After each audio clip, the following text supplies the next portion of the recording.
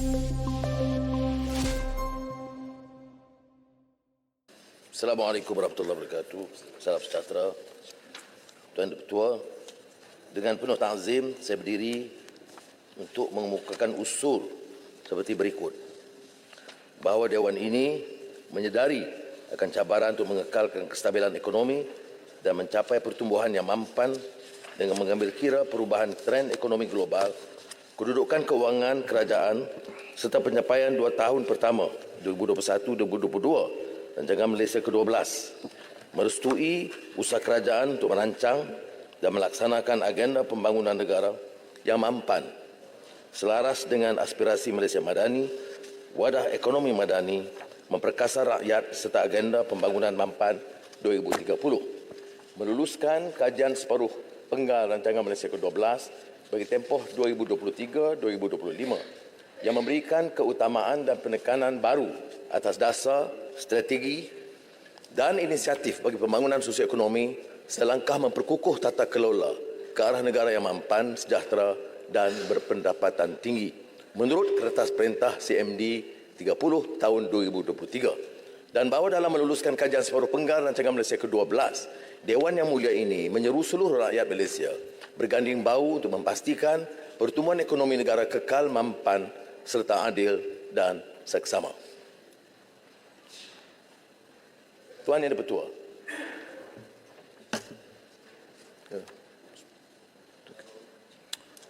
Baik. Silakan. Sokong. Dah. Belum lagi baca. Ya. Okay. Tuan Yang Dipertua.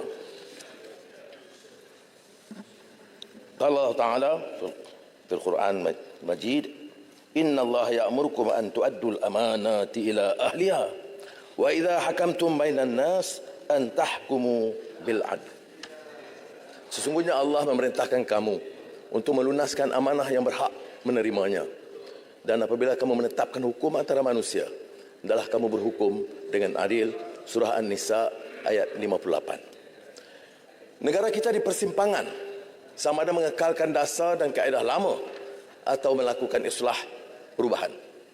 Perubahan ini harus mencakup rangka memperbaiki tata kelola, melakukan anjakan dasar dan memperkenalkan kaedah serta pendekatan baru mengikut tuntutan semasa.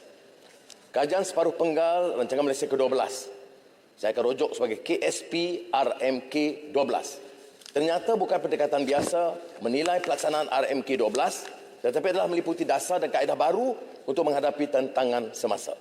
RMK yang telah diluncurkan pada tahun 2021 mula dilaksanakan dengan matlamat makmur, inklusif, mampan.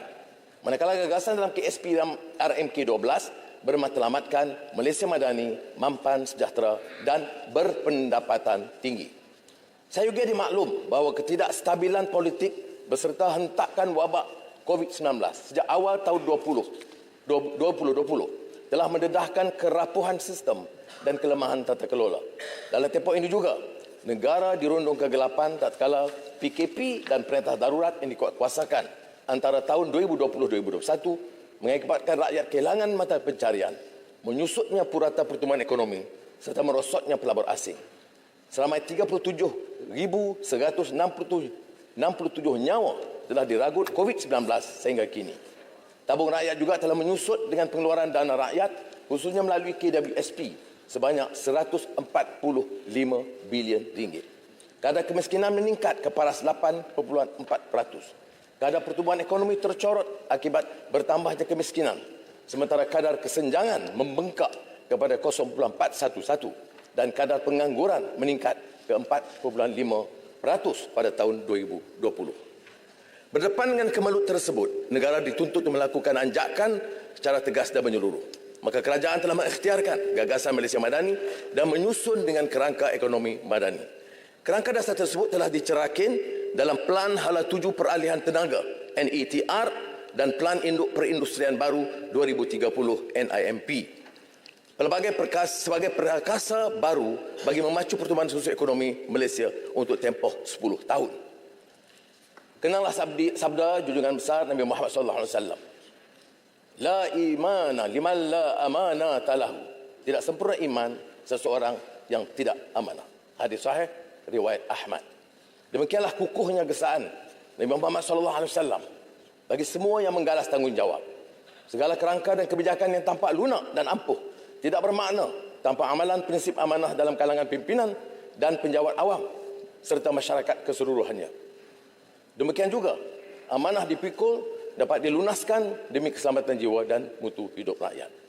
Agak menarik, manakala Confucius mengungkap prinsip hui atau kesalingan, reciprocity di antara pimpinan yang beramanah dan bertanggungjawab dan rakyat yang turut memikul amanah. Tuan Yang Dipertua, status terkini RMK 12 yang diluluskan di Parlimen pada 21 Oktober 2021 yang merangkumi 3 tema, 4 pemangkin dasar dan 14 pemacu perubahan. KDNK menguncup sebanyak negatif 5.5% pada tahun 2020. Tetapi mula pulih dengan mencatat pertumbuhan 3.3% tahun 2021. Dalam tempoh 2 tahun pertama RMK 12, yakni 2021 hingga 2022, negara mencatat pertumbuhan purata KDNK sebanyak 5.9% dari asas terdahulu yang sangat rendah. Sebanyak 31% daripada 175 sasaran ditetapkan telah dicapai dan 59% adalah mengikut jadual.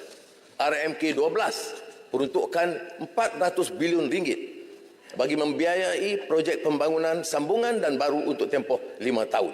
Bagi tempoh 2 tahun yang pertama, prestasi perbelanjaan sebenar ialah 34%. Tahun 2021, jumlah perbelanjaan pembangunan hanyalah sebanyak 64.3 bilion ringgit. 2022, jumlahnya 71.6 bilion ringgit. RMK 12 akan dijajarkan semula dengan visi ekonomi madani yang menyasarkan pemerkasaan dan merancakkan ekonomi negara untuk tempoh 10 tahun. Kerajaan komited untuk membelanjakan sekurang-kurangnya 90 bilion ringgit setahun bagi tahun 2023 hingga 2025. Ini bermakna kerajaan akan membelanjakan sepenuhnya peruntukan 400 bilion ringgit di bawah RMK 12, malah menambah siling sebanyak 15 bilion ringgit menjadikan jumlah keseluruhannya 415 bilion ringgit. Peningkatan ini adalah bagi menambah keperluan untuk membiayai bidang keutamaan rakyat di samping memperbaiki mutu pengurusan dan menyasarkan semula subsidi bagi menampung keperluan asas rakyat. Anjakan baru bermula dengan menoktahkan kemiskinan tegar, menyelesaikan masalah asas prasarana dan keperluan asas rakyat, termasuk perbaiki sekolah dan klinik daif, menjamin bekalan air bersih serta meneraju ekonomi Islam. Dalam bidang menoktahkan kemiskinan tegar, insya-Allah kita akan berhasil menempuh kejayaan yang bermakna sebelum akhir tahun ini. Sementara KSP RMK 12 akan menyemak semula dasar, strategi dan sasaran secara menyeluruh dengan mengambil kira kesenjangan pembangunan kota, desa dan pedalaman dan juga miskin kaya yang masih wujud, hutang yang membengkak, ruang fiskal yang terhad dan peralihan struktur ekonomi yang perlahan. Pencapaian makroekonomi dan indikator terkini. Dalam masa singkat, pelbagai langkah proaktif telah diambil untuk mengembalikan Malaysia ke landasan pertumbuhan yang betul. Walhasil, dalam tempoh separuh pertama tahun 2023, KDNK Malaysia mencatat peningkatan sebanyak 4.2%. Didukung oleh kegiatan sektor swasta dan perdagangan yang baik.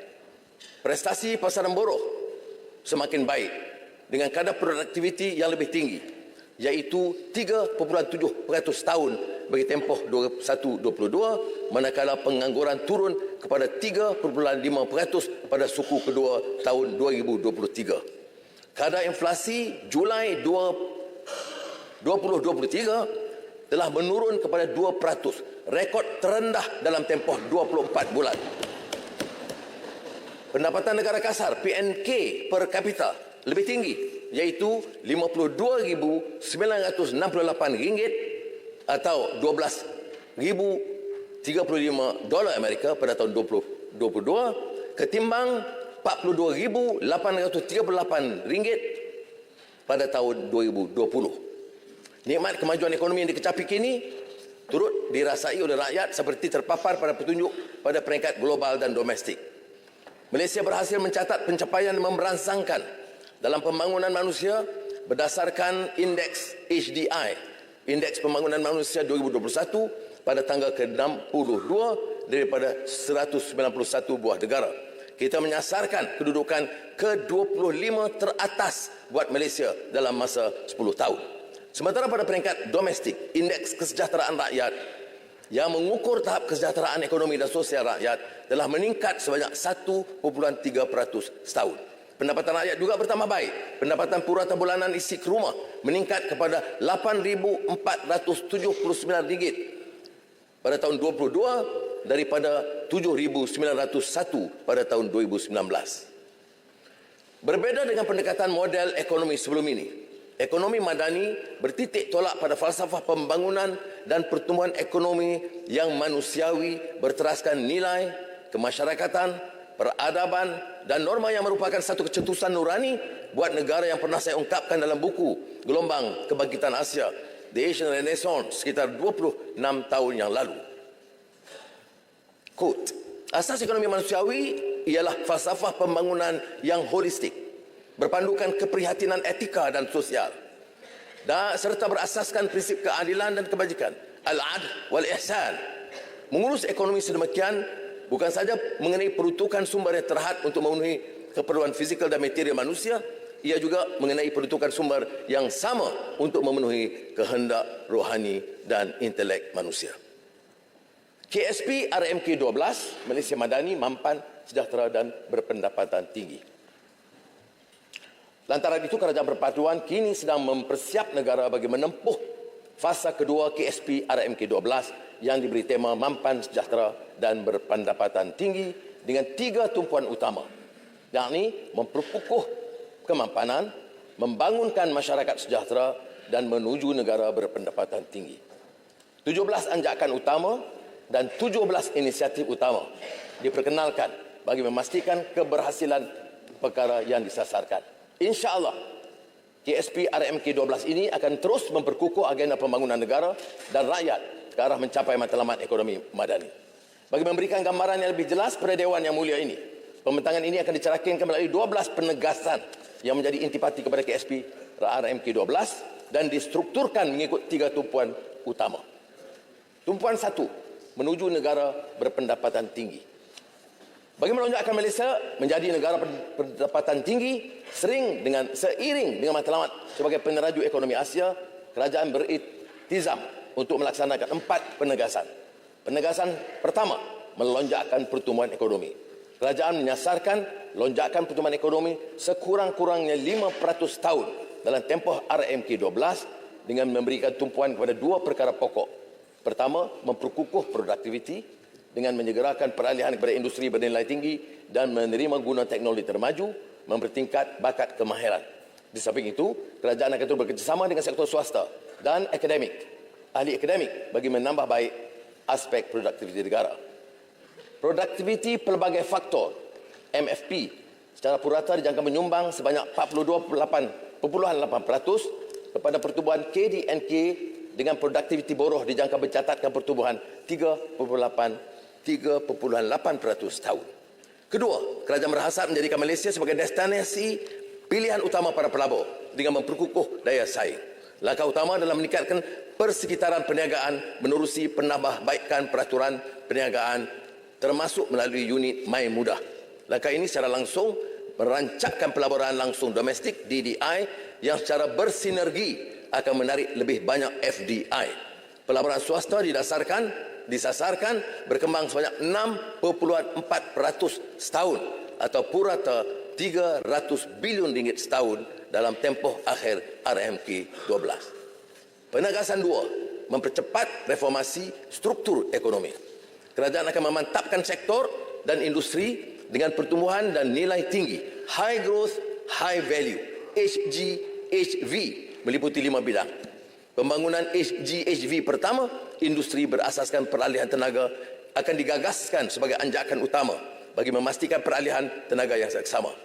Dengan terluncurnya NETR, maka pelaksanaan dasar tenaga negara 2022-2040 secara komprehensif akan dapat disegerakan. Beberapa ikhtiar dalam 6 teras utama Energy Transition NETR telah dilaksanakan, termasuk galakan penggunaan EV, kenderaan elektrik dan hybrid, dan perluasan infrastruktur EV serta penerokaan sumber tenaga baru daripada sektor pertanian. Rang Undang-Undang Akta Kecekapan dan Konservasi Tenaga EECA sedang digubal. NETR telah mengenal pasti 10 projek perdana yang strategik dan berimpak tinggi. Jangka pelaburan bernilai 25 bilion ringgit, mewujudkan 23,000 peluang pekerjaan berkualiti tinggi serta pengurangan 10,000 gigagram karbon dioksida setara setahun. Bagi memenuhi peningkatan permintaan gas asli cecair LNG dan memastikan keterjaminan bekalan, projek penyimpanan LNG tambahan akan dibangunkan di terminal penggagasan semula Pengerang, Johor. Langkah ini akan memperkukuh usaha meliberalisasi pasaran gas domestik dan menjadikan Malaysia sebagai hub pasaran gas asli serantau. Perdagangan renewable energy atau tenaga boleh baru rentas sepadan akan diperkukuh dalam inisiatif grid kuasa ASEAN. Matlamat kerajaan dalam mencapai sasaran kapasiti terpasang TBB sebanyak 70% menjelang tahun 2050. Sekaligus menjadikan Malaysia sebagai hub serantau bagi perdagangan tenaga bersih. HGHV2, industri berasaskan teknologi dan digital, akan memberikan tumpuan kepada pemanfaatan teknologi termaju yang merangkumi kecerdasan buatan, bahan termaju dan pengkomputeran kuantum bagi pemacu utama pertumbuhan industri. Saya pernah menghebahkan agenda digital rakyat, Digital Native Agenda 2023, DNA 23, sebagai ikhtiar untuk memberi pendedahan dan pencerahan kepada bidang teknologi dan digital yang kritikal bagi negara. Hasrat saya adalah agar kefahaman dan penyertaan itu lebih menyeluruh dan penekanan mengenai transformasi digital akan merangkumi semua lapisan masyarakat, miskin kota, desa dan di pedalaman. Walhasil, kebijakan digital lebih inklusif akan diwujudkan untuk membangun infrastruktur kondusif, menyemak semula peraturan dan garis panduan bagi menambah baik persekitaran yang mendukung pembangunan ekonomi digital. Pemain utama dalam sektor teknologi maklumat dan telekomunikasi seperti Google, Amazon Web Service, Microsoft dan IBM serta tokoh syarikat pemula, startup telah menyatakan minat mereka untuk mendukung usaha bagi melahirkan lebih ramai bakat digital tempatan yang berkemahiran tinggi. Pembangunan syarikat pemula ternyata kritikal dan mendesak bagi mempercepat peralihan struktur ekonomi negara. Syarikat pemula, startup, ternyata lebih demokratik dalam menarik penyertaan lebih ramai bakat dan anak muda yang sanggup meneroka lapangan berkaitan dengan segala risikonya. Justru ekosistem modal teroka akan diperkukuh bagi menyegerakan pembentukan syarikat pemula berasaskan teknologi. Inisiatif khusus akan diperkenal untuk mengumpulkan sumber daripada pelbagai syarikat berkaitan kerajaan GLC termasuk Khazanah Nasional Berhad, KUAP, kumpulan wang persaraan. Tumpuan akan diberikan kepada pelabur dan syarikat pemula yang masih pada peringkat awal dan mereka akan turut diperkasa agar lebih ramai bakat tempatan muncul sebagai pencipta dan pembangun teknologi. Kejayaan dirintis oleh syarikat pemula seperti Easy Parcel, The Lorry, Sweetpay dan iStore iSend mampu diangkat sebagai teladan. Untuk maksud ini, satu konvensyen syarikat pemula akan dianjurkan dalam masa terdekat bagi menghasilkan lebih ramai tekno usahawan tempatan. Kerajaan menyediakan geran 266 juta ringgit pada tahun ini kepada syarikat pemula tempatan untuk melahirkan lebih banyak syarikat bertaraf unicorn. 63.9 juta ringgit disalurkan sehingga kini. Aktiviti penyelidikan pembangunan pengkomersialan dan daya cipta yang terarah merupakan satu daripada tunjang penting untuk mempercepatkan reformasi struktur ekonomi. Unit pengurusan penyelidikan akan diperkasa sebagai agensi tunggal bagi meneras dan mengurus aktiviti R&D, NCNI agar lebih cekap dan tuntas. Kerajaan menyasarkan perbelanjaan kasar pendidikan dan pembangunan kepada KDNK sebanyak 2.5%. Manakala sumbangan perbelanjaan pendidikan dan pembangunan sektor swasta kepada jumlah keseluruhan perbelanjaan pendidikan dan pembangunan R&D disasarkan sebanyak 70% pada tahun 2025. Dasar inovasi sosial akan diluncurkan pada November ini bagi menggalakkan daya cipta pada peringkat akar umbi. Usaha ini diharap dapat menanam kegairahan terhadap sains, teknologi dan daya cipta serta mampu melahirkan para saintis bertaraf dunia. Reformasi struktur ekonomi akan dipercepat melalui HGHV 3, industri elektrik dan elektronik (E&E) bernilai tinggi. Industri E&E negara yang menyumbang hampir 13% dalam pasaran dunia bagi pengujian dan pempakejan chip akan diperkukuh untuk beralih ke rantaian nilai yang lebih tinggi. Selama ini, pembangunan industri E&E lebih tertumpu pada aktiviti peringkat akhir, back end, yang kurang memberi nilai tambah kepada sektor pembuatan. Mutakhir ini, alhamdulillah, aktiviti peringkat awal, front end, yang bernilai tinggi seperti reka bentuk litar bersepadu, reka bentuk kejuruteraan dan fabrikasi wafer akan diberi keutamaan.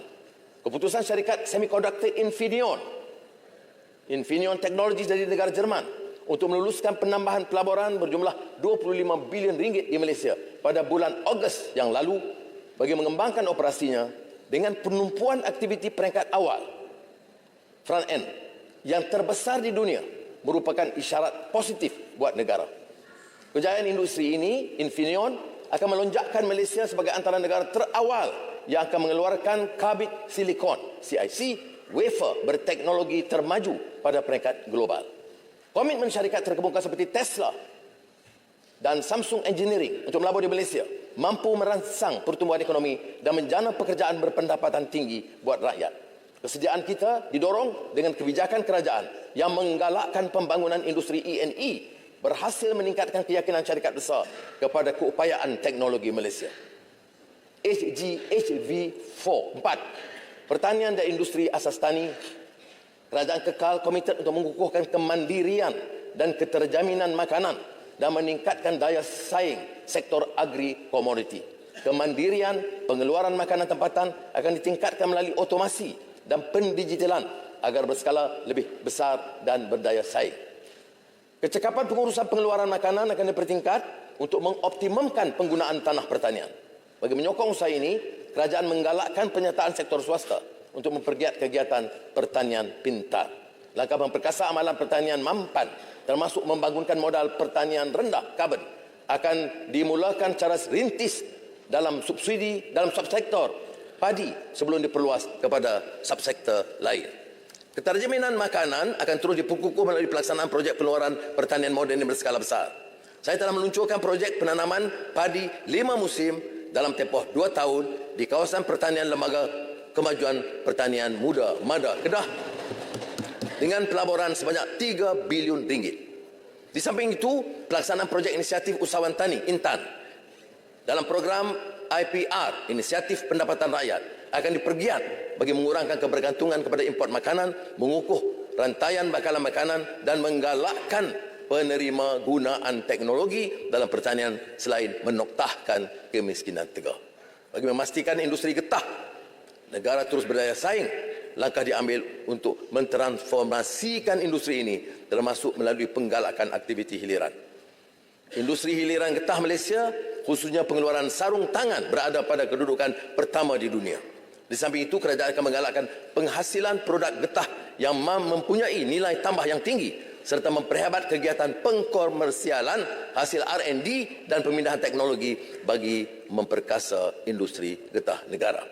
HGHV 5, industri nadir bumi, akan muncul sebagai sumber pertumbuhan baru berasaskan unsur nadir bumi, bukan radioaktif yang mampan dan mesra alam. Unsur ini diperlukan dalam pembuatan bateri, supermagnet dan alatan elektronik. Industri nadir bumi dijangka menyumbang sebanyak 9.5 bilion ringgit kepada KDNK negara pada tahun 2025 dan mewujudkan hampir 7,000 peluang pekerjaan. Bagi mencapai sasaran ini, dasar mineral negara baru akan diperkenalkan, dirangka bagi memacu pembangunan industri mineral yang menyeluruh berasaskan prinsip kemampanan dan kebertanggungjawaban. Kebijakan ini akan dijadikan panduan dalam melaksanakan aktiviti perlombongan dalam hutan simpan kekal, kawasan sensitif alam sekitar dan kawasan perlindungan. Pemetaan terperinci sumber unsur nadi bumi dan model perniagaan menyeluruh yang menggabungkan industri huluan, pertengahan dan hiliran akan dibangunkan bagi mengekalkan rantaian nilai nadir bumi di dalam negara. Oleh itu, kerajaan akan membangunkan dasar melarang ekspor bahan mentah nadir bumi bagi mengelakkan eksploitasi, kehilangan sumber, lantas menjamin pulangan yang maksimum buat negara. Langkah ini akan menggalakkan pemrosesan dalam negara dan memberikan hasil tambahan kepada negara. Penegasan ketiga, memacu daya saing sektor dan industri strategik.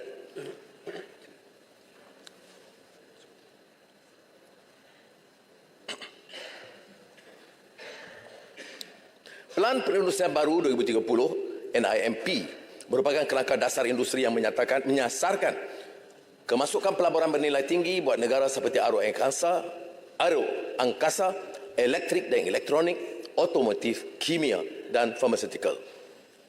NIMP 2030 menyasarkan sebanyak 33 juta peluang pekerjaan baru untuk rakyat dengan gaji penengah setinggi RM4,510 sebulan pada akhir tempoh pelaksanaannya. Sebagai pelengkap kepada NIM 2030 dalam usaha mentransformasi dan memacu daya saing sektor dan industri strategik, kerajaan memberikan tumpuan kepada 8 segmen industri. Pertama, Malaysia menjadi peneraju dalam pasaran halal antarabangsa dengan nilai ekspor halal sebanyak RM63.1 bilion pada tahun 2025. Tahap berikutnya, menjadi peneraju pasaran halalan thayyiban. Malaysia kini telah diiktiraf sebagai pengeluar sijil halal certification di peringkat antarabangsa. Justru keupayaan industri halalan thayyiban negara akan terus dikembangkan bersama dengan pensijilan. Usaha bagi mengasah bakat penyelarasan dan dalam kalangan pihak berkepentingan, peningkatan akses pasaran serta penerima gunaan teknologi dan pendigitalan produk dan perkhidmatan halalan thayyiban akan dipertingkat selaras dengan plan industri halal. Produk yang diberikan tumpuan seperti pharmaceutical, peranti perubahan, busana musim, modest fashion yang mempunyai nilai tambah yang tinggi dan menyediakan peluang pekerjaan berpendapatan tinggi. Kedua, perkhidmatan global telah dikenal pasti sebagai industri strategi. Kerajaan akan merangka kebijakan yang menyeluruh, memudah cara perniagaan dan menunjukkan pangkalan data bagi menarik pelaburan bermutu tinggi dan membuka ruang seluasnya kepada syarikat tempatan untuk mendapatkan perkhidmatan sokongan. Malaysia menjadi rumah kepada beberapa syarikat perkhidmatan global, antaranya Endeavour PLC dari United Kingdom, Cognizant Technology Solutions United States Corporation dari Amerika Syarikat, Huawei Technology Malaysia Sedia Berhad dari China, Ansell Global Trading Center Malaysia Sedia Berhad dari Australia, Siemens Energy Berhad dari Jerman, dan dijangka lebih banyak syarikat perkhidmatan global akan menyatakan minat untuk beroperasi di sini pada masa akan datang. Ketiga, kian jelas terlihat keretakan dalam kerangka kewangan antarabangsa, a fractured international financial architecture. Amalan sekarang mula disanggah oleh pakar ekonomi terkemuka kerana mengizinkan ketempangan, keterlanjuran dan kesenjangan kian melebar seperti laporan Oxfam pada tahun 2023 yang menyatakan dengan izin, the richest 1% back 2/3 of $42 trillion in new wealth created since 2020.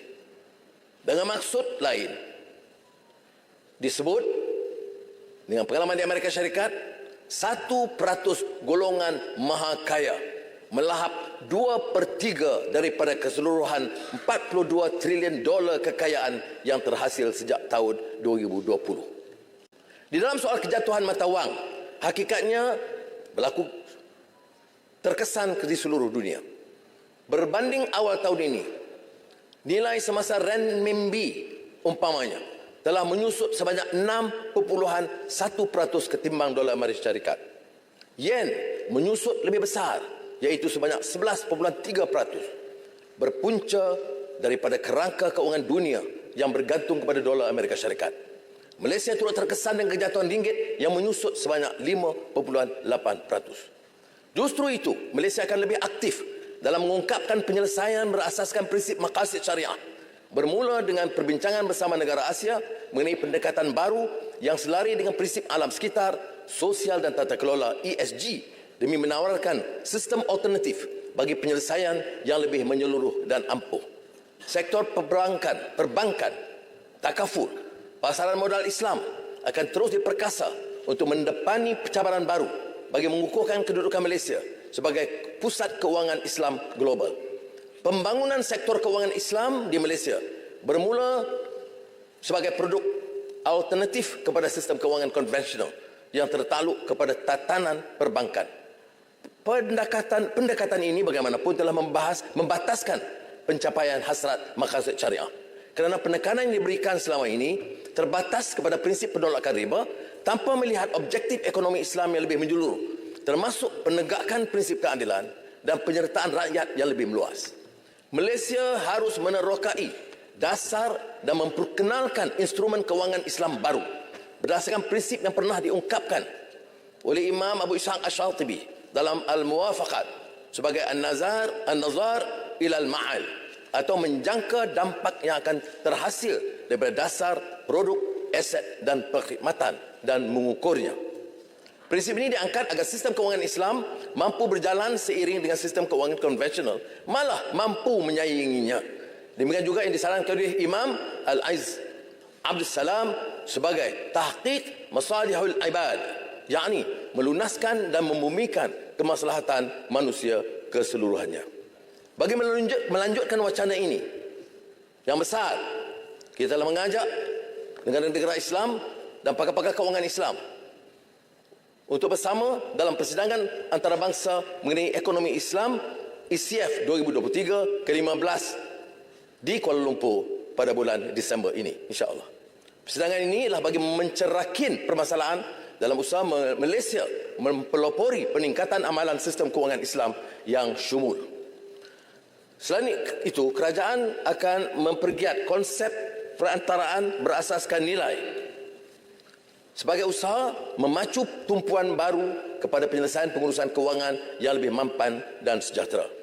Inisiatif ini untuk menggalakkan lebih ramai pelabur runcit dan institusi turut serta dalam industri pengurusan dana Islam. Usaha ini akan menyediakan lebih pilihan kepada pelabur dan rakyat untuk terlibat dalam keuangan Islam.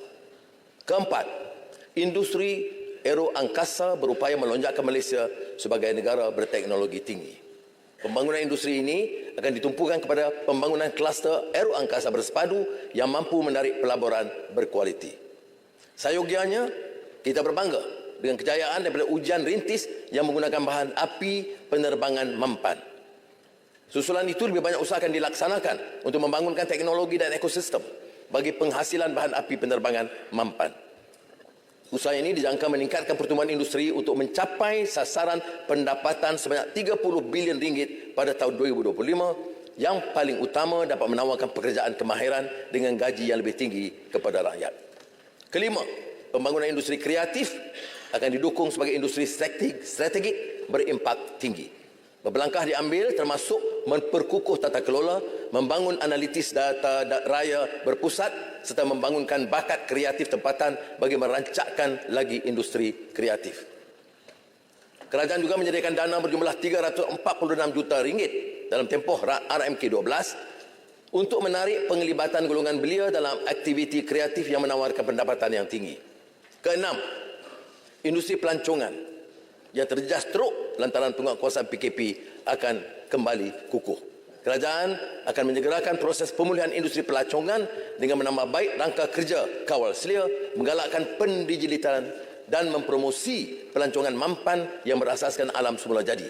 Pemulihan ini dapat dilihat berdasarkan peningkatan ketipan pelancong kepada 9.2 juta pada suku kedua tahun 2023. Dan dijangka mencapai sekurang-kurangnya 18 juta pelancong pada tahun 2023. Ketujuh, kerajaan memahami masih banyak perniagaan yang belum pulih sepenuhnya seusai pandemik COVID-19. Terutamanya perusahaan mikro yang mudah terjejas yang merangkumi 79% daripada keseluruhan PMKS di Malaysia. Seramai 7.25 juta guna tenaga PMKS telah terjejas susulan dampak pandemik ini. Kerajaan juga terus memperkasa PMKS menerusi peningkatan skala perniagaan serta penyertaan dalam rantaian bekalan domestik dan global. Kerajaan akan menyediakan 60 juta ringgit dana pembiayaan peluang kedua kepada perusahaan kecil dan sederhana dan usahawan inovatif dalam sektor pembuatan dan perkhidmatan untuk bangkit semula daripada kegagalan dan terus menyumbang kepada ekonomi negara. Penerima gunaan teknologi dan pendigitalan serta peningkatan kegiatan R&D dan daya cipta akan digalakkan agar PMKS dapat meningkatkan produktiviti dan kekal berdaya saing. PMKS akan didorong untuk mematuhi keperluan ESG bagi menjamin penyertaan dalam rantaian bekalan global yang mampan. Kelapan, kerajaan akan memberikan penekanan kepada pembangunan infrastruktur pengangkutan dan logistik yang mampan dan berdaya tahan. Anjakan utama pengukuhan jaringan pengangkutan awam akan menyediakan akses dan ketersambungan yang lebih baik. Lebih ramai rakyat akan menikmati perkhidmatan pengangkutan awam yang semakin cekap, berdaya harap, mampu bayar dan selamat. Antara projek pengangkutan baru dibenarkan termasuk perluasan perkhidmatan bas rapid transit BRT dan bas dalam bandar termasuk di Johor Bahru dan Lembah Kelang. Naik taraf lebuh raya Senai Desaru. Pelebaran lebuh raya Utara Selatan dari Yong Ping ke Senai Utara secara berfasa. Pembinaan Sarawak Sabah Link Road 2. Pembinaan lebuh raya Pen Borneo Sabah fasa 1B. Projek transit aliran ringan LRT Pulau Pinang. Peluasan lapangan terbang antarabangsa Pulau Pinang. Pembangunan semula lapangan terbang Sultan Abdul Aziz Shah Subang. Naik taraf lebuh raya Timur Barat dari Gerik Perak ke Jeli Kelantan. Naik taraf jalan dari Tanah Rata ke Kia Farm Cameron Highlands Pahang. Selain itu, pembangunan pelabuhan baru di Pulau Keri Selangor dijangka dapat mengukuhkan pelabuhan Kelang sebagai hub pemindahan kapal serantau. Kerajaan juga akan menambah baik kerja-kerja penyelenggaraan infrastruktur pengangkutan bagi memanjangkan jangka hayat jalan raya, aset rel dan peralatan navigasi udara. Tuan Dan Ketua, penegasan 4, mempertingkat potensi ekonomi wilayah. Pembangunan wilayah yang lebih seimbang dan inklusif juga menjadi cita-cita ekonomi madani. Usahakan dipertingkatkan untuk mengoptimumkan potensi ekonomi wilayah berlandaskan 4 perkara pokok. Pertama, potensi ekonomi wilayah akan dipertingkat berdasarkan kekuatan setempat. Kebijakan perindustrian mengikut geografi akan diberikan penekanan di samping menyediakan ekosistem perniagaan yang lebih baik bagi mempertingkat pembangunan di kawasan pertumbuhan yang dikenal pasti. Termasuk projek ladang air manis di Kulai, Johor, projek taman biopolimer Kertih, Terengganu.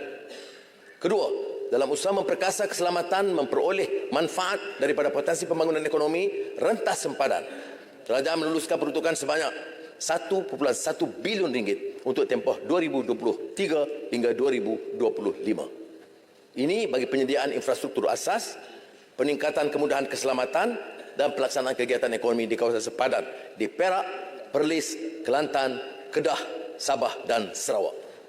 Ketiga, pembangunan desa tentunya tidak akan dikesampingkan. Kerajaan bertekad untuk merapatkan nisbah jurang pendapatan antara desa dan bandar daripada 0.57 pada tahun 2022 kepada 0.67 pada tahun 2025. Dalam hal ini, kerajaan akan memperluas penyediaan infrastruktur dan perkhidmatan, memanfaat potensi ekonomi desa dan memperkukuh pencapaian perkhidmatan untuk memastikan kesejahteraan penduduk di desa dan pedalaman.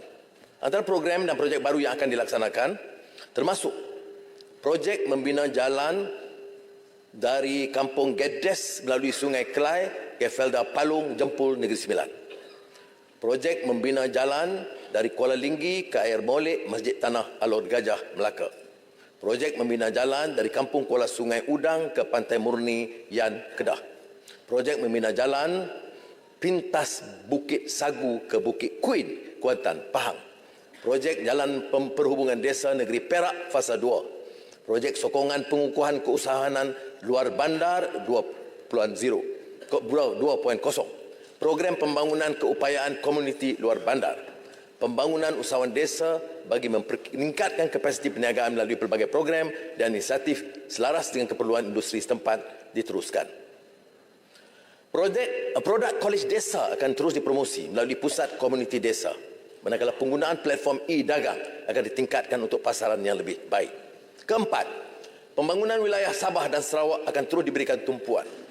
Kerajaan telah membuktikan komitmennya untuk menangani isu berbangkit daripada Perjanjian Malaysia 1963 MA63. Antara komitmen yang diterjemahkan termasuk pelonggaran peraturan perolehan dan penyerahan kuasa kawal selia gas kepada Kerajaan Negeri Sabah pada Januari 2023. Sementara penyerahan kuasa kawal selia elektrik dinyatakan dapat ditamatkan menjelang Januari 2024. Melalui penyerahan kuasa ini, Kerajaan Negeri Sabah memiliki wewenang untuk mengawal selia bekalan gas dan elektrik berdasarkan kepentingan negeri Sabah. Projek pembangunan sistem TBB dan menaik taraf sistem bekalan elektrik di gugusan Felda Sahabat Sabah akan dilaksanakan bagi menambah baik daya harap bekalan elektrik di Sabah. Projek dengan kos RM195 juta akan memanfaatkan rakyat di kawasan tersebut dan kawasan keselamatan khas Pantai Timur Sabah Eskom. Sabah mempunyai potensi yang besar dalam penjanaan TBB berasaskan solar dan biogesim bagi menangani tantangan dalam keperluan bekalan tenaga dan elektrik pada masa depan. Kerajaan Negeri Sarawak telah mengambil langkah kehadapan dalam peralihan tenaga melalui beberapa ikhtiar termasuk pengeluaran hidrogen, pemerangkapan, penggunaan dan penyimpanan karbon CCUS dan projek penjanaan elektrik menggunakan TBB. Kejayaan perancangan negeri Sarawak dalam pengurusan peralihan tenaga wajar diteladani oleh negeri-negeri lain. Dalam usaha meningkatkan kualiti sistem pendidikan Sabah dan di Sarawak, lebih banyak projek pembinaan semula sekolah taif di sekolah dilaksanakan. Sehingga kini, 64 projek sedang dalam pelaksanaan di Sarawak dan 43 projek di Sabah. Bagi meningkatkan kemudahan kepada perkhidmatan penjagaan kesihatan yang lebih saksama, sebuah pusat darah wilayah akan dibina di Sabah, manakala makmal kesihatan awam dan makmal keselamatan dan kualiti makanan akan dibina di Kuching, Sarawak. Tuan Yang Bertua, tumpuan kedua, membangun masyarakat sejahtera. Kemajuan rakyat tidak sewajarnya diukur dengan pertumbuhan ekonomi semata-mata. Sebaliknya, harus mengambil kira aspek kesejahteraan secara menyeluruh. Untuk itu, tumpuan kedua adalah bagi meningkatkan darjat hidup rakyat. Kerajaan beriltizam untuk menjayakan 4 penegasan. Merapatkan jurang ketidaksamarataan. Kesejahteraan rakyat menjadikan matlamat utama kerajaan dan akan terus diperjuangkan seiring dengan ikhtiar untuk melonjakkan prestasi ekonomi. Perhatian terhadap perintihan rakyat, laksana condong ditumpil, lemah dianduh. Justru 5 perkara pokok dalam usaha merapatkan jurang ketidaksamarataan telah dikenal pasti. Pertama, menyegerakan langkah membasmi kemiskinan dan memperkasa golongan rentan melalui pewujudan pelbagai peluang pekerjaan dan pengukuhan perlindungan sosial. Sehingga 15 Ogos 2023, kerajaan dapat menyelamatkan hampir 114,000 keluarga miskin Tegar daripada cengkaman kemiskinan. Demi menjamin kesejahteraan rakyat secara keseluruhannya, kerajaan berikrar untuk menoktahkan kemiskinan Tegar pada tahun ini juga tanpa mengira etnik maupun keberadaan mereka di bandar desa atau pedalaman. Sejumlah 1.5 bilion ringgit telah diluluskan untuk menggerakkan program dan projek yang mampu menjana pendapatan bagi golongan sasar. Kerajaan juga telah meluncurkan IPR, suatu inisiatif serampang dua mata yang menumpukan kepada peningkatan pendapatan isi rumah dan penyelesaian isu struktur ekonomi. Sehingga 31 Ogos 2023, sebanyak 100,492 permohonan telah diterima untuk menyertai program IPR. Program akan diteliti oleh Amanah Ikhtiar bersama Pekemas, Tekun dan program-program melalui unit pelaksanaan Jabatan Perdana Menteri. Di samping itu, program dan inisiatif pembasmian kemiskinan sedang terus dilaksanakan, antaranya program pemerkasaan ekonomi komuniti bandar, skim pembangunan kesejahteraan rakyat untuk penduduk luar bandar dan program pembangunan ekonomi orang asli. Dalam kerangka ekonomi madani, pendekatan yang kita sesungguhnya merentas kaum sama ada menoktahkan kemiskinan atau membaiki sekolah taif. Namun untuk peruntukan khusus, kerajaan akan melaksanakan program khas Bumi Putera Sarawak dan program khas Anak Negeri Sabah untuk meningkatkan pendapatan masyarakat tempatan. Bagi etnik Cina dan India yang berpendapatan rendah, beberapa inisiatif akan terus dilaksanakan di Kampung Baru Cina dan sebagaimana dalam Malaysia Indian Blueprint. Bagi tujuan ini, unit transformasi masyarakat India Malaysia Mitra akan diperkasa untuk menyokong pembangunan sosioekonomi masyarakat India secara lebih terselaras. Sebagaimana yang terzahir, keutamaan kerajaan tatkala ini adalah menaikkan lantai dengan menyediakan jaringan sosial yang ampuh bagi golongan yang kurang bernasib baik dan menaikkan siling dengan mereformasi industri dan struktur ekonomi negara seimbang berdepan dengan cabaran keterbatasan fiskal. Kedua, kerajaan akan memperkukuh penyediaan perlindungan sosial melalui reformasi perlindungan sosial yang dikaji untuk menambah baik kecekapan dan keberkesanan sistem perlindungan sosial. Bantuan tunai dan program rahmah akan diteruskan dan ditambah baik, memastikan jaringan keselamatan sosial terus ditingkatkan. Ketiga, semua perancangan dalam agenda pemerkasaan Bumiputera sebelum ini hanya memusatkan kayu ukur penyertaan Bumiputera dalam ekonomi berdasarkan pemilikan equity semata-mata. Selepas 5 dasawarsa, pemilikan ini masih belum mencapai sasaran 30% yang ditetapkan. Maka ekonomi madani melalui KSP RMK 12 antaranya akan menilai semula pendekatan untuk mengukur tahap penyertaan dan kawalan ekonomi Bumiputera yang lebih bermakna. Satu Kongres Ekonomi Bumiputera akan diadakan pada Januari 2024 bagi menetapkan hala tuju dan pendekatan baru agenda Bumiputera yang lebih adil, saksama dan inklusif. Ikhtiar bermakna bagi memperkasa Bumiputera beranjak daripada tumpuan terhadap syarikat terpilih kepada program pengupayaan yang melibatkan lebih ramai usahawan dan lebih banyak syarikat Bumiputera berskala kecil dan sederhana. Ini bagi melahirkan kelas pertengahan Bumiputera yang dapat beralih daripada bergantung harap kepada gaji semata-mata kepada membina perniagaan yang meningkatkan pendapatan dan menambah nilai kepada ekonomi. Syarikat Bumiputera akan berpeluang untuk menerima manfaat sokongan pembiayaan daripada keseluruhan dana yang diperuntukkan oleh kerajaan kepada 16 agensi Bumiputera, termasuk MARA, Amanah Ikhtiar, Tabung Ekonomi Kumpulan Usahawan Niaga, Tekun, Nasional, Equity Nasional Berhad, Equinas, Unit Peneraju Agenda Bumiputera, Teraju dan PNB. Sokongan pembiayaan ini mencecah 30 bilion ringgit sejak 3 rancangan Malaysia terdahulu. Pada masa yang sama, pegangan nomini yang tidak dedahkan pemilikan sebenar pula terus menunjukkan corak peningkatan yang ketara. Sehubungan dengan ini, saya ingin memaklumkan bahawa Akta Syarikat 2016 dan Akta Perkongsian Liability Terhad 2012 berkaitan pengisytiharan pemunya manfaat sedang disemak semula bertujuan untuk memperkukuh ketelusan pemilikan saham selaras dengan penekanan kepada tata kelola yang baik dan agar saham tidak dipindahkan secara rahsia kepada pendukung-pendukung tertentu.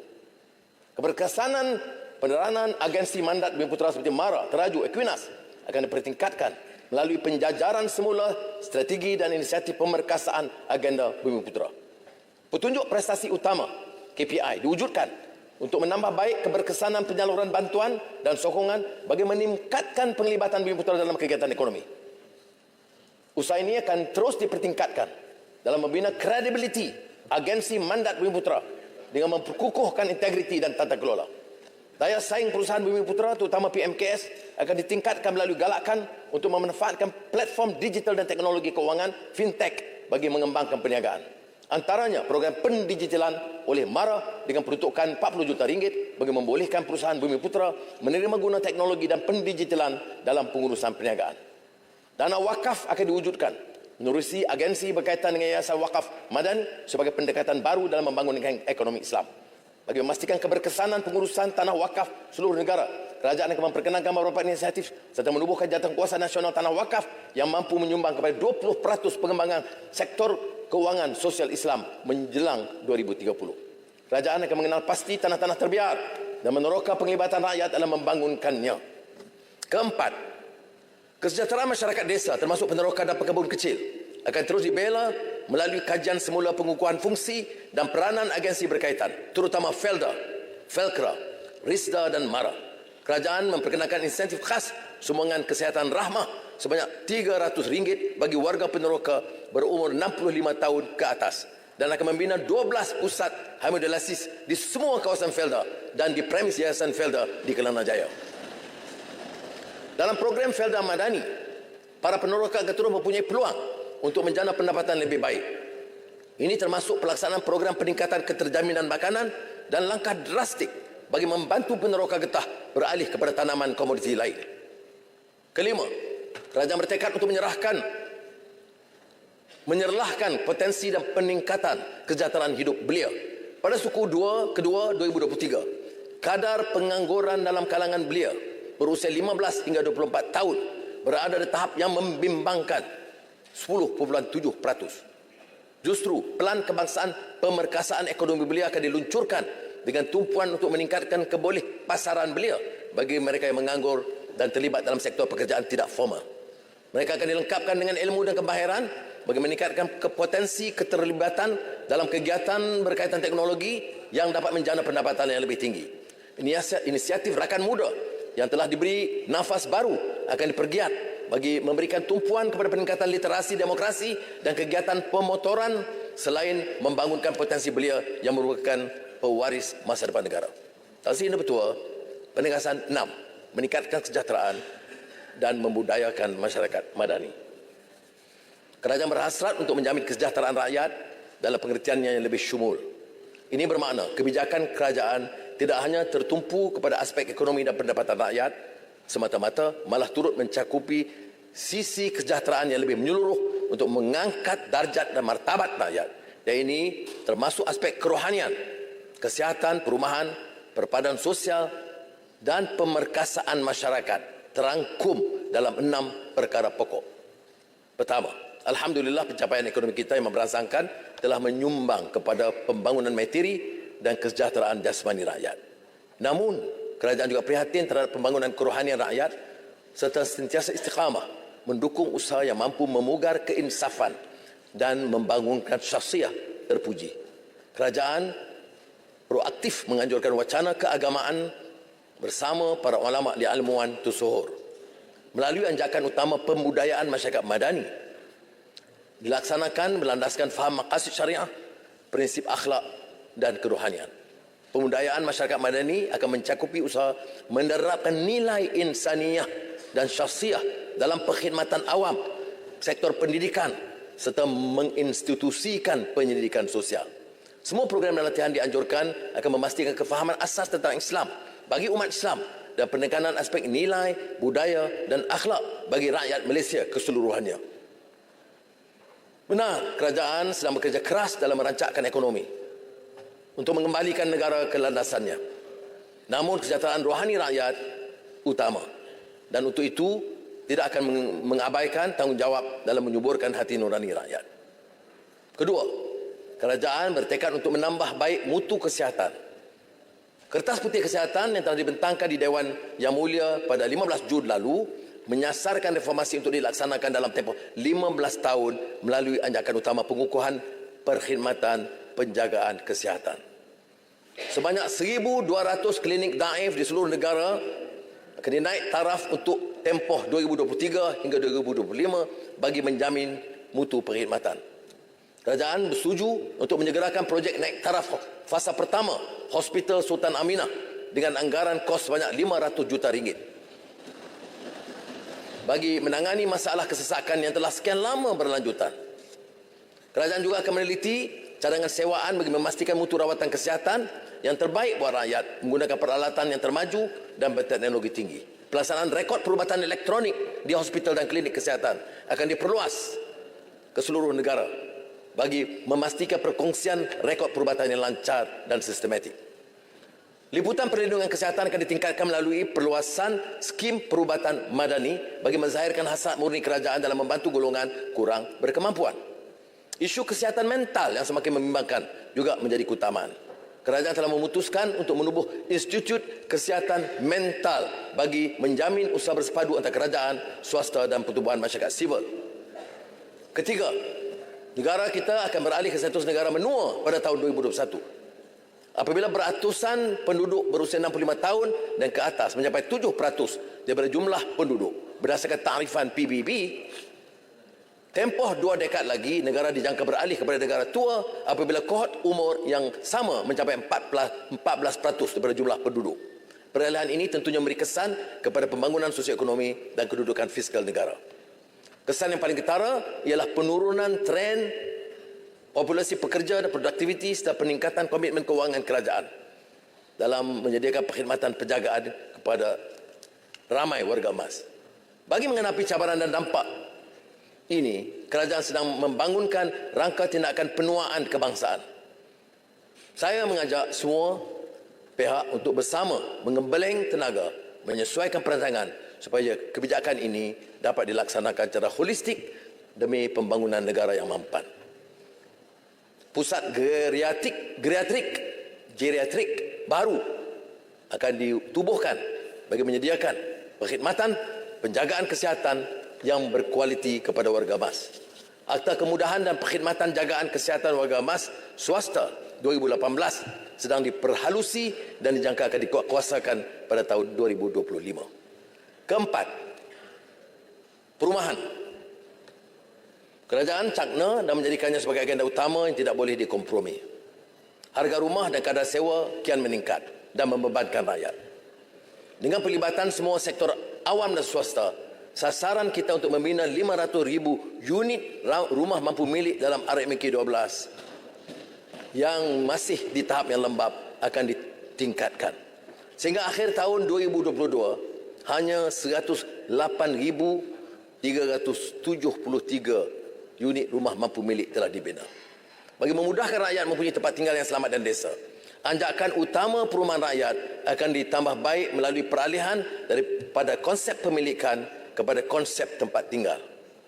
Maka skim sewa untuk beli akan diperluaskan bagi membolehkan lebih ramai kumpulan sasar dapat memiliki rumah. Inisiatif penyediaan tempat tinggal secara sewaan kepada golongan yang kurang berkemampuan di kawasan bandar utama yang telah dilaksanakan beberapa tempat seperti di Johor dan Selangor akan dipertingkatkan lagi. Projek rintis perumahan inklusif madani akan dibangunkan untuk golongan sasar di bandar utama seperti wilayah Persekutuan, Kuala Lumpur, Selangor dan Pulau Pinang. Pembinaan ini melibatkan 800 unit rumah dengan pelbagai saiz ruang lantai bagi menampung keperluan golongan sasar yang berbeza. Tumpuan juga diberikan untuk meneroka potensi perkampungan persaraan yang inklusif. Kelima, semangat perpaduan harus disemai dan dipupuk bertaraskan prinsip ihsan dan rahmah. Pelbagai ikhtiar tambahan termasuk penghayatan semangat rukun negara, program perdana kembara perpaduan dan aktiviti perpaduan anak muda akan ditingkatkan. Kompleks perpaduan Perlis akan dibina sebagai hub perpaduan zon utara yang memusatkan program dan jentera perpaduan termasuk operasi mediator, komuniti dan kawasan rukun tetangga serta taman bimbingan dan asuhan kanak-kanak. Beberapa pusat kegiatan perpaduan di seluruh negara akan dinaik taraf bagi merancangkan kegiatan perpaduan dan kemasyarakatan. Keenam, langkah dirangka bagi memupuk keharmonian sosial yang lebih baik serta kehidupan yang selamat dan sihat untuk rakyat. Sukan terbukti berjaya memupuk perpaduan dan membina masyarakat yang aktif dan sihat. Rentetan itu, kerajaan akan melaksanakan lebih banyak program sukan pada peringkat komuniti dengan tambahan peruntukan 40 juta ringgit kepada persatuan sukan komuniti berdaftar bagi menganjurkan acara sukan. Dan untuk mempersiapkan pasukan atlet negara mencapai misi emas Road to Gold Tamasya Sukan Olimpik Paris 2024 dan Los Angeles 2028 akan terus diperhebat. Saksi Yang Dipertua, penegasan 7, menambah baik bakat tersedia masa hadapan. Ikhtiar akan dipergiat untuk menstrukturkan semula pasaran buruh dan memperkukuh sistem pendidikan bagi menyediakan bakat tersedia masa depan. Anjakan utama ketersediaan bakat masa depan dilaksanakan berkaitan dengan gaji, levy pekerja asing dan kemahiran berterusan. Tumpuan adalah tujuh perkara pokok. Pertama, ketidakpadanan kemahiran tahap gaji yang rendah dan peningkatan produktiviti yang perlahan merupakan isu pokok yang menghalang keupayaan Malaysia beralih kepada ekonomi berpendapatan tinggi. Kerajaan telah mengumumkan beberapa langkah berani untuk memperkenalkan model gaji progresif yang memberikan manfaat bukan sahaja kepada golongan pekerja tetapi juga majikan. Dasar ini melibatkan peningkatan gaji, kemahiran dan produktiviti pekerja, manakala majikan akan memperoleh faedah daripada peningkatan produktiviti, kesetiaan pekerja dan daya saing syarikat. Kedua, bagi memastikan peluang pekerjaan untuk warga tempatan dan peralihan kepada otomasi dan mekanisasi, kebijakan pekerja asing tidak melebihi 15% daripada jumlah tenaga kerja akan diteruskan. Kerajaan akan melaksanakan levy untuk pelbagai peringkat dalam masa terdekat. Ketiga, Kerajaan mempergiatkan usaha memastikan kadar penyertaan tenaga pekerja wanita mencapai sasaran 60% dalam tempoh 10 tahun. Langkah untuk menggalakkan wanita kekal atau kembali bekerja akan ditingkatkan melalui penyediaan kemudahan dan sokongan yang diperlukan seperti penjagaan anak, insentif kewangan dan waktu bekerja fleksibel. Ini termasuk inisiatif Mama Care, insentif pusat jagaan kanak-kanak mampu bayar, Career Comeback Program dan subsidi yuran taska di tempat kerja. Wanita dalam ekonomi ihsan, care ekonomi akan turut diiktiraf sebagai usaha meningkatkan penyertaan mereka dalam pasaran tenaga kerja. Usaha ini boleh menangani cabaran penyusutan guna tenaga kesan daripada trend negara menua. Komitmen semua pihak termasuk swasta, masyarakat sivil melalui pendekatan keseluruhan negara dituntut untuk mencapai matlamat tersebut. Keempat, pemberkasaan orang kurang upaya dalam meningkatkan akses kepada pekerjaan akan diberikan penekanan. Maklumat mengenai pencari kerja dalam kalangan OKU akan disepadukan dalam portal My Future Jobs, manakala prosedur operasi standard pengambilan OKU dalam perkhidmatan awam akan ditambah baik lagi bagi mencapai kesasaran 1% OKU dalam perkhidmatan awam. Kelima, kerajaan beriltizam untuk mengislahkan sistem pendidikan negara bagi melahirkan bakat tersedia masa depan. Pendidikan karakter, syakhsiah yang menyokong konsep karamah insaniah akan diperkenalkan melalui pendekatan sistematik dan holistik.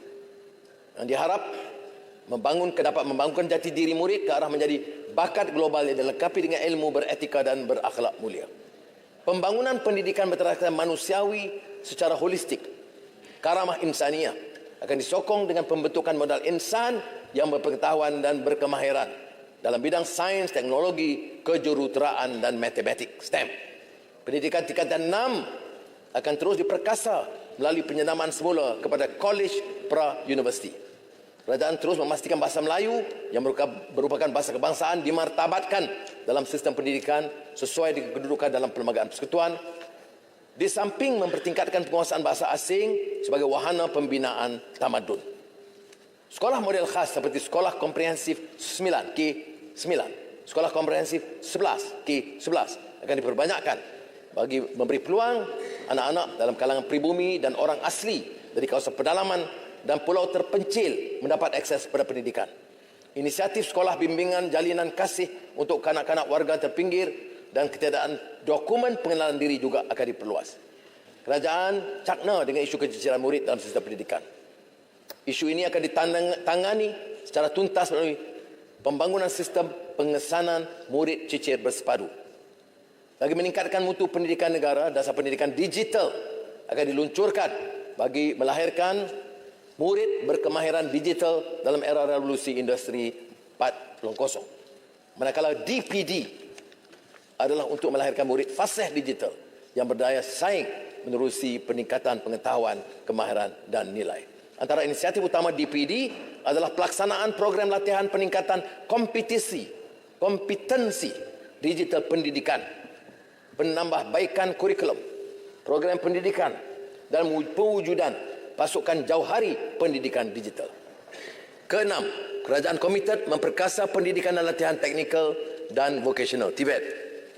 Dalam hubungan ini, tenaga pengajar TVET akan digalakkan untuk menjalani latihan kemahiran dan latihan kemahiran semula bagi melengkapkan mereka dengan pengetahuan yang seiring dengan perkembangan teknologi baru muncul. Bagi meningkatkan kerjasama antara kerajaan bersama GLC dan syarikat swasta dalam transformasi program TVET, inisiatif menggalakkan penglibatan industri dalam pelaksanaan program TVET telah diberi keutamaan. Sehingga Julai tahun ini, sebanyak 43 memorandum persefahaman telah dimeterai kerajaan antara kerajaan dan 14 GLC dan 29 syarikat swasta melibatkan 12 kementerian berkaitan TVET. Memorandum ini merangkumi skop kerjasama seperti sumbangan kepakaran, peralatan, pembangunan kurikulum dan penajaan latihan. Kerajaan menyediakan 40 juta ringgit bagi program Bina Kerjaya, iaitu program peningkatan kemahiran, upskilling untuk pekerja tidak formal, termasuk pekerja gig dengan kelayakan SPM dan ke bawah. Kerajaan percaya keputusan untuk mengkaji peningkatan gaji lepasan TVET mampu mengubah persepsi masyarakat terhadap TVET sebagai laluan kerjaya. Menyedari hampir 50% lepasan SPM tidak menyambung pelajaran, kerajaan telah membuka ruang kepada anak muda ini untuk mula mencaburkan diri lebih awal dalam sektor pembuatan sebagai pekerja berkemahiran dengan gaji berpatutan. Kerajaan melalui inisiatif akademi dalam industri akan menyediakan dana khusus RM209 juta untuk usaha penyediaan insentif allowance pendapatan. 50,000 anak muda kita disasarkan mendapat pekerjaan berkemahiran dengan sijil kemahiran Malaysia pada akhir RMK 12. Ketujuh, usaha memantapkan pembudayaan masyarakat dan pembangunan modal insan madani melalui penerapan konsep karamah insaniah dalam kalangan masyarakat akan diperluas. Konsep ini memberi penekanan kepada aspek pembentukan akhlak dan sosial. Ini bagi membentuk jati diri dan melahirkan generasi yang berdaya tahan serta berdaya saing. Hasil yang betul, penegasan 8, memperkukuh keselamatan dan pertahanan negara. Keselamatan dan kedaulatan negara akan terus dipertahankan bagi menjamin keamanan dan kesejahteraan rakyat dan negara. Kerajaan akan memberi tumpuan kepada 3 perkara pokok bagi memperkasa kubu negara. Pertama, anjakan utama pengukuhan keselamatan dan pertahanan negara. Masyarakat mensyaratkan agar ketirisan dalam tata cara perolehan aset segera ditangani bagi menjamin kesiapsiagaan pertahanan negara. Kerajaan akan meneruskan usaha pencegahan jenayah dan rehabilitasi bagi meningkatkan kedudukan Malaysia dalam indeks keamanan global. Kerajaan melipat gandakan usaha untuk terus memperkasa dan memodenkan Angkatan Tentera Malaysia yang bertugas sebagai benteng keselamatan negara. Kerajaan bersetuju untuk memperkukuh kesiapsiagaan pertahanan melalui perolehan aset tambahan seperti kenderaan perisai, drone, littoral mission ship, helikopter dan pesawat tempur ringan. Seluruh sistem perolehan telah dirombak untuk menetapkan supaya bekalan senjata yang diperlukan ditentukan oleh kepakaran berkaitan tentera, mengelak daripada ketirisan dan dalam kebanyakan urusan akan menerusi pendekatan G2G dengan negara masing-masing dan tidak melalui agen-agen. Kedua, mengoptimumkan kawalan keselamatan di sempadan melalui beberapa projek. Naik taraf pusat kawalan operasi dan perbezaan baru pengkalan operasi agensi penguatkuasaan maritim Malaysia, naik taraf sistem pengawasan maritim laut dan menara radar penderiaan jauh, naik taraf pembinaan baru kompleks immigration custom quarantine dan keselamatan di pintu masuk terpilih, pembinaan baru pos keselamatan ATM di sepanjang sempadan Sabah, Sarawak dengan Indonesia, dan pembangunan pengkalan baru tentera laut di Bintulu, Sarawak. Ketiga, kerajaan akan terus memerangi jenayah cyber yang semakin berleluasa. Hampir 55,000 kes jenayah cyber dengan nilai kerugian mencecah 1.8 bilion ringgit dilaporkan dalam tempoh 2021 hingga Julai 2023. Kerajaan akan meminda undang-undang sedia ada bagi meningkatkan keberkesanan memerangi kegiatan jenayah cyber. Tumpuan ketiga, memperkukuh kemampanan dan tata kelola. Dalam usaha mengangkat martabat negara, kerajaan beriktizam untuk mengukuh kemampanan dan tata kelola negara bagi mengembalikan keyakinan, menerusi 4 penegasan. Mempercepat peralihan kepada ekonomi kalis cabaran masa depan. Amanah yang digalas pada hari ini untuk menjamin keseimbangan alam sekitar, memelihara sumber semula jadi, menangani cabaran bencana alam dan memastikan keberlangsungan flora dan fauna telah terpetri dalam rukun pertama Malaysia Madani. Justru sebagai langkah awal, Malaysia membulatkan tekad untuk memastikan pelepasan gas rumah kaca bersih sifar seawal tahun 2050 bagi mengurangkan dampak negatif perubahan iklim. Dalam konteks ini, penekanan diberikan kepada keperluan untuk menyokong prinsip peralihan yang seksama, a just transition ke arah ekonomi hijau, adil dan inklusif. Peralihan kepada ekonomi kalis cabaran masa depan, kerajaan memberi tumpuan kepada 7 perkara pokok. Melaksanakan pembangunan rendah karbon, bersih dan berdaya tahan, mengurus sumber asli dengan cekap, serta memperkukuh pembolehdayaan melonjakkan kemampanan. Inisiatif yang akan dilaksanakan termasuk penggubalan perundangan mengenai perubahan iklim untuk mengawal selia pelaksanaan kebijakan bagi memenuhi kewajipan perubahan iklim negara. Rangka kerja menyeluruh disediakan bagi mempercepat peralihan kepada ekonomi kitaran yang dapat menjamin ketahanan ekonomi jangka panjang. Kerajaan sedang melaksanakan kajian harga karbon untuk menilai ketersediaan negara bagi melaksanakan cukai karbon dan sistem perdagangan karbon. Kedua, kepentingan untuk mengurus biojisim dengan cekap bukan sahaja demi menangani isu perubahan iklim tetapi juga dimanfaatkan sebagai sumber ekonomi baru. Kerajaan akan mempermudah pembinaan hub bahan mentah biojisim serta akses pembiayaan. Ketiga, air. Air merupakan sumber asasi dalam kehidupan. Seperti mana dalam Al-Quran, وَجَعَلْنَا مِنَ الْمَاءِ كُلَّ شَيْءٍ حَيٍّ أَفَلَا يُؤْمِنُونَ. Dan kami jadikan segala sesuatu hidup berasal daripada air. Hayyun. Maka mengapa mereka tidak beriman? Surah Al-Anbiya ayat 30. Menyemangati ibrah ini, kerajaan tidak sesekali akan berlengah untuk menyelesaikan gangguan bekalan air yang dihadapi oleh rakyat. Umpamanya, condong yang akan menongkat, rebah yang akan menegakkan. Ini dibuktikan dengan langkah terbaru kerajaan bersetuju menyalurkan bantuan segera 800 juta ringgit sebahagian daripada kos keseluruhan 5 bilion ringgit bagi mengatasi masalah gangguan bekalan air di Kelantan dan Sabah. Kerajaan akan memulakan langkah untuk mereformasi modal industri air di seluruh negara agar lebih mampan dan holistik. Ini berhubung kait dengan air tidak berhasil NRW yang masih menyelubungi beberapa negeri yang menjadi tantangan kepada penyediaan bekalan air yang cekap kepada rakyat. Tekanan terhadap keperluan kos yang sangat besar untuk mengatasi masalah banjir.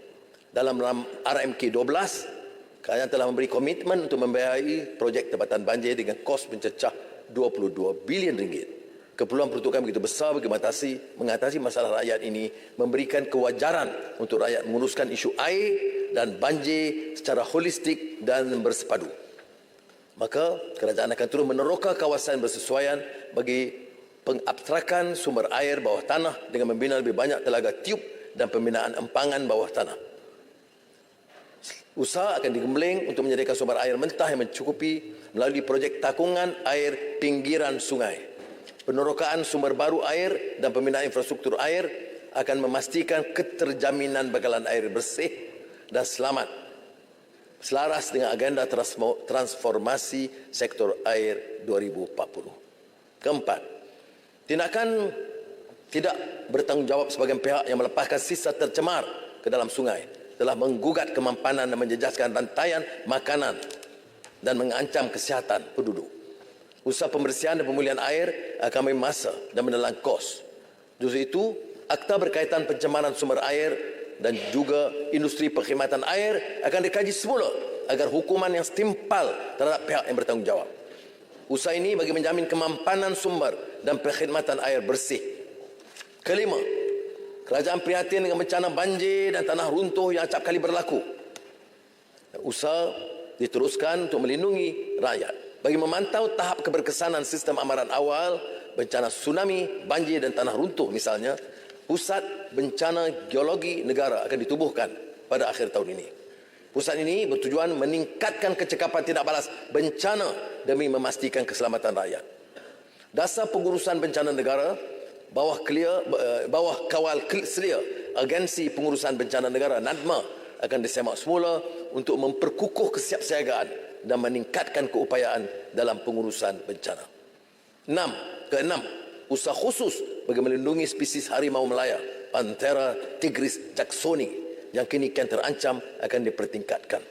Malaysia merupakan satu-satunya ranah habitat harimau Melaya di dunia.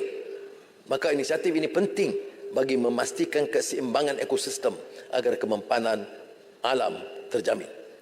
Penguatkuasaan dalam menangani jenayah pemburuan haram, memperluas kawasan perlindungan serta memberdaya komuniti tempatan akan diperhebat. Ini termasuk gajah, orang hutan, penyu, seladang dan tapir. Ketujuh, kerajaan akan mempertingkatkan usaha memperluas pelaksanaan matlamat pembangunan mampan SDG pada peringkat tempatan dan memperkasa kerajaan negeri, pihak berkuasa tempatan dan komuniti setempat. Prinsip SDG, ESG yang merangkumi dasar dan rangka kerja awal, kawal selia serta khidmat sokongan akan dibangunkan bagi menggalakkan perniagaan khususnya PKS untuk menerima pakai amalan perniagaan yang mampan. Penegasan 10, meningkatkan kemampanan fiskal. Pembaharuan diperlukan bagi memastikan pengurusan kewangan negara lebih berkesan dan mampan. Kerajaan menggalas tanggungjawab penuh untuk mengukuhkan semula kemampanan fiskal melalui anjakan utama kemampanan fiskal dan sistem kewangan. Tumpuan ke dalam 5 perkara pokok. Pertama, memperluas asas cukai, mempelbagai sumber cukai, serta menambah baik pentadbiran percukaian menerusi penggunaan teknologi. Antara cukai baru yang sedang digubal untuk dilaksanakan pada tahun 2024 adalah cukai keuntungan modal. Namun harus ditegaskan, kerajaan berkhidmat demi rakyat dan tidak sesekali membebankan rakyat dengan ketetapan cukai di luar kemampuan mereka. Prinsip yang kita angkat ialah pemerataan ekonomi yang adil demi kesejahteraan keseluruhan rakyat.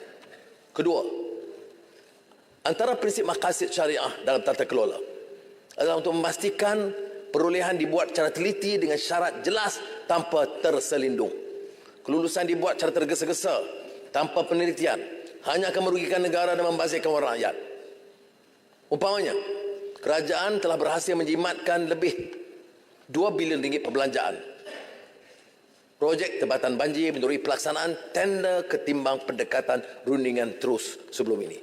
Maka dasar perolehan kerajaan akan terus memberi penekanan kepada kaedah tender terbuka bagi menjamin nilai dan mutu terbaik serta ketelusan perolehan.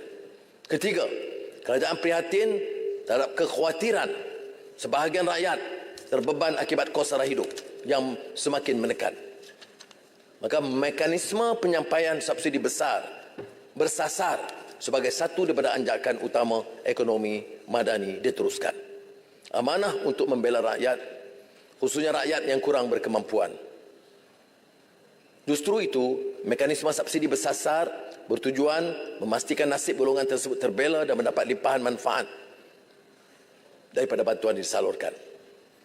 Penstrukturan semula subsidi elektrik, diesel dan petrol serta bantuan sosial akan dilakukan demi memastikan pengurusan fiskal lebih berhemat dan mengurangkan herotan ekonomi.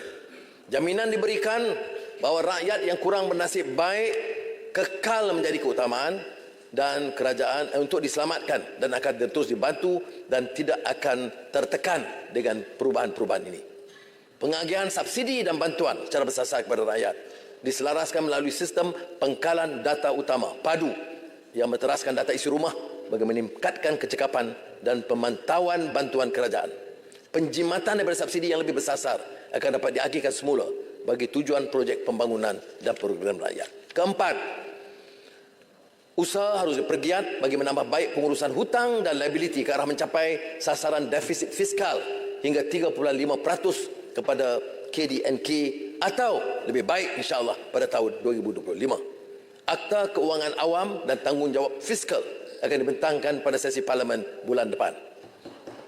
Kelima, sebagai memperkukuh kemampuan fiskal, kerajaan sedang meneliti semula rencana pembangunan negara termasuk mengkaji dasar kerjasama awam swasta PPP bagi memastikan pelaksanaan projek memanfaatkan rakyat dan negara, menggalakkan pelaburan swasta dan mengawal kesan kewangan kepada kerajaan. Dasar PPP yang jelas mengenai kaedah pertukaran tanah juga akan diperkenalkan secara telus. Penegasan 11, mempertingkat kecekapan penyampaian perkhidmatan awam. Semasa dunia dilanda krisis ekonomi, yakni the Great Depression, John Maynard Keynes dalam bukunya Essays in Persuasion telah menukilkan mengenai magneto alternator trouble dengan izin. Menurut beliau, no matter how powerful the economic engine is, it will not perform well as long as one crucial part is malfunctioning. Yang ini tidak kira betapa kuatnya enjin ekonomi, ia tidak akan berfungsi dengan baik selagi sebahagian pentingnya rosak. Enjin utama ialah jentera kerajaan yang bertanggungjawab dalam perkhidmatan awam harus berfungsi secara optimal. Segala visi dan hala tuju yang lunak yang kita gariskan, pelan perindustrian, transisi energi, ekonomi madani, tidak akan dapat diterjemah sekiranya perkhidmatan awam masih di takuk atau tahap lama. Maka kecekapan penyampaian harus ditingkatkan. Sementara isu melibatkan tata kelola serta penyelarasan diselesaikan dengan segera, selaras dengan firman Allah SWT dalam tuntutan islah. In uridu illa al-islah mastata'tu wa ma taufiqi illa Allah alaihi tawakkaltu wa ma taufiqi illa billah wa ma taufiqi illa billah alaihi tawakkaltu wa ilaihi unib. Betul eh? Aku hanya bertujuan hendak memperbaiki sedaya upayaku dan tiadalah aku akan beroleh taufik untuk menjayakan melainkan dengan pertolongan Allah. Kepada Allah jualah aku berserah diri dan kepadanya lah aku kembali. Surah Hud ayat 88. Iltizam kerajaan untuk melaksanakan islah dalam perkhidmatan awam dapat dirumuskan kepada 4 perkara pokok. Pertama, memperkenalkan 2 anjakan utama: tata kelola dan rangka kerja institusi dan perundangan berkaitan rasuah. Kerajaan komited untuk memulihkan imej Malaysia pada peringkat antarabangsa, mengangkat darjatnya sebagai negara yang bermaruah dan anti rasuah. Untuk itu, Akta Tata Kelola Sektor Awam dan Plan Integriti akan diperkenalkan sebagai panduan tata kelola bebas rasuah kepada semua entiti baik dalam sektor awam ataupun swasta. Kerajaan insya-Allah telah mencasarkan kedudukan ke-25 teratas buat Malaysia dalam indeks persepsi rasuah sedunia dalam tempoh 10 tahun. Kedua, sebagai menambahbaikkan aspek perundangan dan penguatkuasaan, kerajaan juga menekankan pengukuhan jati diri dan akhlak dalam diri setiap warga negara. Pentingnya pendidikan kesedaran anti rasuah yang dikembangkan pada semua peringkat usia. Sementara agenda mempromosi dan mendidik masyarakat mengenai nilai-nilai murni demi membina syakhsiat terpuji akan terus direkayasa. Ketiga, bagi memperkemas jentera perkhidmatan awam, pasukan petugas khas reformasi sektor awam ditubuhkan bagi membantu menyelesaikan urusan yang tertangguh dan menyegerakan pelaksanaan projek serta penyampaian perkhidmatan kepada rakyat. STAR telah berjaya melaksanakan projek rintis mengurangkan kesesakan serta tempoh menunggu pesakit di zon hijau Jabatan Kecemasan dan Trauma Hospital Tengku Ampuan Rahimah, Kelang, Selangor dan akan diperluaskan kepada hospital lain. Tempoh kelulusan PAS ekspatriat telah dikurangkan daripada 87 hari kepada hanya 5 hari untuk syarikat yang memenuhi kriteria. Manakala kaedah pembayaran tanpa tunai bagi menangani rasuah akan diperluas. Keempat, alhamdulillah Malaysia terus unggul sebagai antara negara Asia yang paling berdaya saing dalam persaingan global. Kerajaan terus mensasarkan Malaysia untuk menduduki tangga ke-20 teratas dalam sub-indeks kecekapan kerajaan dalam IMD World Competitiveness Yearbook pada akhir tempoh RMK 12. Bagi memperluas akses perkhidmatan awam kepada rakyat, kerajaan telah beralih kepada pendigitalan perkhidmatan yang diungkapkan sebagai kerajaan berteknologi termaju, GovTech. Bawah anjakan utama industri berasaskan teknologi dan digital. Inisiatif ini mampu menjimatkan kos, masa dan tenaga serta berhasil menunjukkan penerimaan yang positif dan mencatat kemajuan dalam pencapaian. IKR, Inisiatif Kemudahan Rakyat, misalnya, membolehkan permohonan dibuat secara terus dalam talian. Sehingga 31 Ogos 2023, sebanyak 3,776 permohonan IKR telah diterima. Penggunaan identiti digital nasional secara rintis bagi pengesahan identiti yang selamat dan terpelihara dijangka akan diluncurkan pada tahun 2025. Aplikasi My Jalan yang baru diluncurkan memudahkan rakyat untuk membuat aduan mengenai kerosakan jalan kepada kerajaan. Aplikasi ini telah menerima lebih 1,000 aduan. Ini merupakan petanda positif bahawa keterlibatan rakyat secara proaktif dalam gemblengan tenaga bersama kerajaan akan menghasilkan jaringan jalan raya yang selamat dan bermutu. Penegasan ke-12 memperhatikan kecekapan pelaksanaan dan pemantauan. Kerajaan sebagai kerajaan yang cekap dan tangkas mesti bekerja untuk memenuhi harapan rakyat, menepati ciri-ciri Al-Qawi Al-Amin, berdaya saing dan berintegriti, dan Hafizul Alim, pelindung yang beramanah dan berilmu. InsyaAllah kerajaan perpaduan akan melaksanakan strategi dan inisiatif yang direncanakan dalam KSP RMK 12 secara teratur, bersistematik dan bertanggungjawab. 3 perkara pokok yang perlu diberi perhatian. Pertama, bersama-sama memastikan setiap anggota kabinet memantau pelaksanaan projek RMK 12 agar rakyat mampu mengecapi nikmatnya tanpa berlengah. Pelan bagi pemantauan pelaksanaan kebijakan KSP RMK 12 disediakan sebagai panduan bagi setiap kementerian dan agensi. Sebahagian daripada sasaran KSP RMK 12 dijadikan KPI kementerian. Jawatankuasa khas pemantauan KSP RMK 12 ditubuhkan. Kedua, bagi projek-projek yang telah lama diluluskan, termasuk projek dalam rancangan Malaysia terdahulu, namun belum dapat dimulakan dalam tempoh yang munasabah, maka akan dibatalkan. Ini bertujuan memberikan laluan kepada projek-projek rakyat yang lebih mendesak. Ketiga, ingin saya mengajak semua anggota dalam kerajaan, termasuk anggota pentadbiran dan ketua jabatan, agar sama-sama melaksanakan tanggungjawab dengan jujur dan amanah bagi memastikan peristiwa salah laku dan teguran audit yang telah dilaporkan dalam laporan Ketua Audit Negara tidak berulang. Tuan Yang Dipertua, Yang Berhormat, insya-Allah kita akan terus mengambil pendekatan aktif, mendengar dan melibatkan rakyat, menerima teguran supaya pelaksanaan RMK 12 dapat dijalankan dengan memuaskan dan membantu kita dalam rangka RMK 13. Kita baru lagi menyambut Hari Kemerdekaan, Hari Kebangsaan 31 Ogos. Dalam beberapa hari lagi kita bersama Semenanjung Tanah Melayu, Sabah dan Sarawak bersama sambut Hari Malaysia.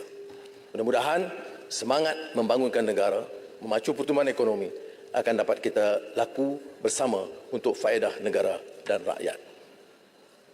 Tan Sri Yang Dipertua, saya usulkan